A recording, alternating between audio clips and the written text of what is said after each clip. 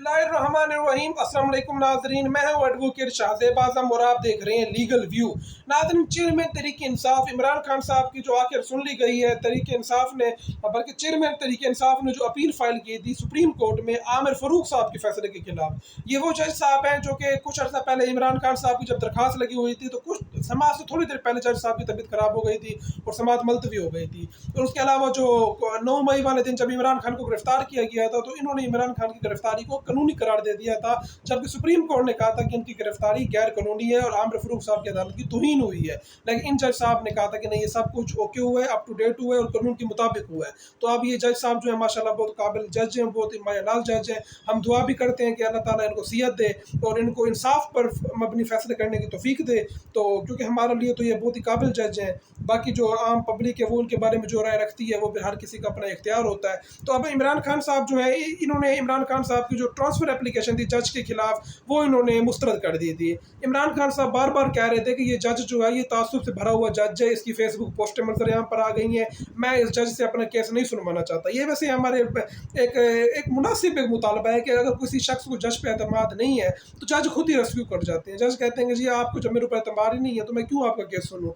आप वो एक मैगज़ीन है कि इंसाफ ना सिर्फ हो बल्कि होता हुआ नज़र भी आए। तो जज साहब जो है वो इस मैगज़ीन पर अमल करते हुए वो खुद को केस से अलग कर लेते हैं। लेकिन जज हुमायूं दिलावर साहब जो थे ये बाज़िद थे, ये कह रहे थे कि नहीं, केस भी मैंने सुनना है, फैसला मैंने करना है और फैसला भी मैंने स्पीड से करना है। वो मैं फेसबुक में एक पोस्ट पढ़ रहा था जिसमें लिखा हुआ था कि ये जज दिलावर, ये एक यूसीन बुलेट है तो इसका नाम भी जज दिलावर बुलेट लिखा गया था, जिस स्पीड से इन्होंने इंसाफ किया था। अब इंसाफ जो है वो हमारी पब्लिक जानती है कि वो किस तरह से किया था। लेकिन इमरान खान साहब जो है वो उनके वकला जो है ख़ास तौर पे वो हर वक्त कहते रहते थे कि जनाब आप हमें टाइम दें। आज भी अमजद परवेज़ ने आमिर फ़ारूक से टाइम मांगा है, तो आमिर फ़ारूक साहब ने 2 हफ्ते का टाइम मांगा है, आमिर फ़ारूक साहब ने जुमेरात तक का टाइम दे दिया है। यानी एक दिन का तो कम से कम उनके पास टाइम मिल गया है। लेकिन जज दिलावर जो थे वो टाइम इस तरह से देते थे कि जनाब चलो ठीक है, मैं टाइम दे रहा हूँ, अभी 9:30 का टाइम हुआ है, आप 12:30 बजे आ जाएँ। भैया आप 12:30 बजे तक आप वकील जो है वो दूसरे काम भी उन्होंने करने होते हैं, वो कोई फारग तो बैठे नहीं होते।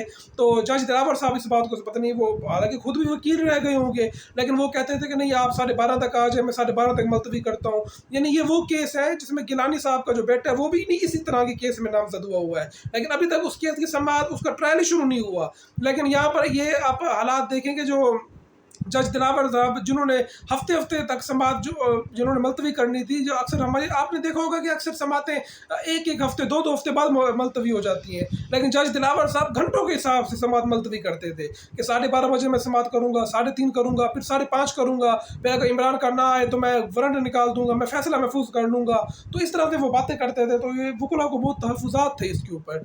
तो अब इमरान खान साहब ने जब इस्लामाबाद हाई कोर्ट में आमिर फ़ारूक साहब को कहा कि भाई जनाब अगर आप की तबीयत ठीक हो तो मैं आपसे इल्तिजा करता हूँ कि आप इस जज से केस लेकर आप किसी और जज के पास भेज दें, तो इस पर आमिर फ़ारूक साहब जो थे उन्होंने इमरान खान की दरख्वास्त खारिज कर दी थी। अब ये होता है कि जब हाई कोर्ट खारिज कर दे तो अगला मरला होता है सुप्रीम कोर्ट का। अब सुप्रीम कोर्ट में दरख्वास्त गई है, वैसे तो ये केस अब टाइम बार्ड हो चुका है, लेकिन सुप्रीम कोर्ट के पास मुकम्मल इंसाफ करने का इख्तियार मौजूद है। सुप्रीम कोर्ट अगर इस चीज़ को देखे, ये केस जो है बार बार आमिर फ़ारूक साहब जो है, एक तो ये था कि काबिल समात है भी सही या नहीं, यानी आप खुद अंदाज़ा लगाएं जिस केस का अभी फैसला होना था कि ये केस काबिल समात है या नहीं है, उस केस का जज दिलावर साहब ने फैसला कर दिया था।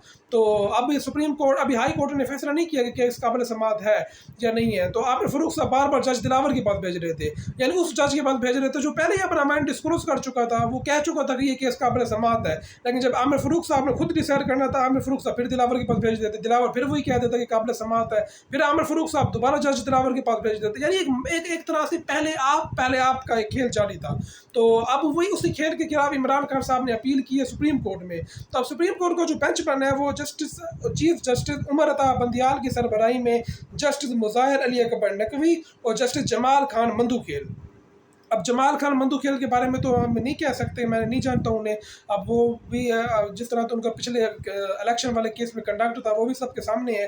लेकिन जो मुज़ाहिर अली अकबर नकवी साहब हैं वो लाहौर हाई कोर्ट के जज रहे हैं पंजाब में, उनका अच्छा खासा नाम है और वो क्रिमिनल लॉ के एक्सपर्ट समझे जाते हैं। तो हमें उनसे एक उम्मीद रखनी चाहिए कि हो सकता है कि वो इस तरह का फैसला दे दें, या हो सकता है वो कह देंगे जो चीज़ वाइड एब इशू थी, जिस केस की अभी काबिल समात होने का अभी तय होना था कि ये केस काबिल समात है या नहीं है, जज के ऊपर अभी एतराज़ था, था, वो एतराज़ अभी तय होना था, तो उसको आपने फैसला कर दिया। तो हो सकता है कि इस बुनियाद पर अगर वो केस को दोबारा ट्रायल कोर्ट को किसी नए जज को भेज देते हैं, ये केस को खुद डिसाइड कर देते हैं कि ये केस काबिल समात है या नहीं है, तो ये नाज़रीन ये मैं आपको एक खबर दे दूँ कि इमरान खान साहब की सज़ा इसमें कलअदम हो सकती है, सस्पेंड नहीं।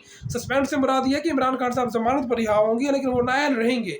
जब सज़ा कलअदम हो जाएगी, जब जज साहब खुद कह देंगे कि ये ट्रायल ही खुद कलअदम है, ट्रायल हुआ ही नहीं है ठीक तरह से, तो इमरान खान साहब इलेक्शन लड़ने के भी अहल हो सकते हैं। तो ये केस जो है ये कल अब समात के लिए मुकर्रर हो चुका है, तो जो भी इसमें डेवलपमेंट होगी वो हम उसको डिस्कस करेंगे। नाज़रीन मुझे मेरी अगली वीडियो तक के लिए इजाज़त दीजिए। अल्लाह हाफ़िज़।